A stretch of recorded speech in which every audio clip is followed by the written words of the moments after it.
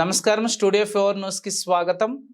రాజన్న సిరిసిల్ల జిల్లా ఎల్లారెడ్డిపేట మండలంలో శుక్రవారం టీడీఓ లక్ష్మణ్ వాహనాలను ఆపి తనిఖీ చేసి సంబంధిత పత్రాలను పరిశీలించారు. సరైన పత్రాలు లేని వాహనాలను స్థానిక పోలీస్ స్టేషన్లో ఉంచారు. ఈ సందర్భంగా డిటిఓ లక్ష్మణ్ మాట్లాడుతూ వాహనాలు నడిపే డ్రైవర్లకు యజమానులకు తగు సూచనలు చేశారు.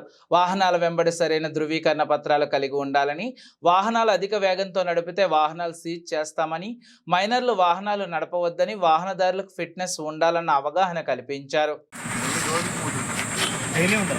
డైలీ ఏముండదు సార్, వీక్లీ 2 times 3 times ఉంటుంది. దానికి ఒక టైమింగ్ ఉందా?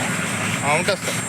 అంటే ఆ టైమింగ్లో కూడా 3 ట్రిప్పులు కొట్టుకుంటారా? ఇంకో 3 ట్రిప్పులు మరి స్పీడ్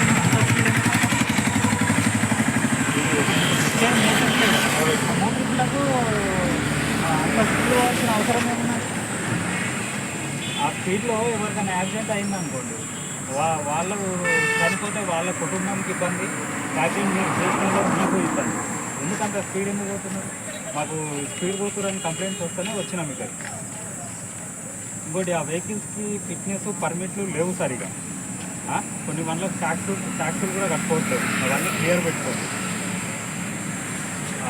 ఇవన్నీ క్లియర్ లేకుంటే ఏమవుతుందంటే యాక్సిడెంట్ అయినప్పుడు మీకు ఏదైతే అమౌంట్ గవర్నమెంట్ రావాల్సి ఉన్నదో అది రాదు.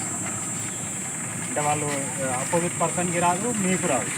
ఈ డాక్యుమెంట్స్ అన్నీ క్లియర్ పెట్టుకుంటే ఆ రెనోవేషన్ ఏముందో అది గవర్నమెంట్ నుండి మీకు అందుతుంది.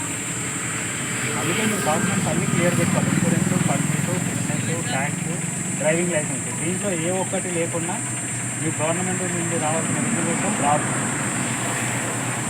వెహికల్స్ మాత్రం స్లోగా నడుచుకోండి.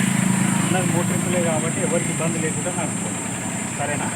మళ్ళీ ఇంకోసారి మీకు కంప్లైంట్ వచ్చిందంటే వచ్చి ఒక్క బండి కూడా నడవలేదు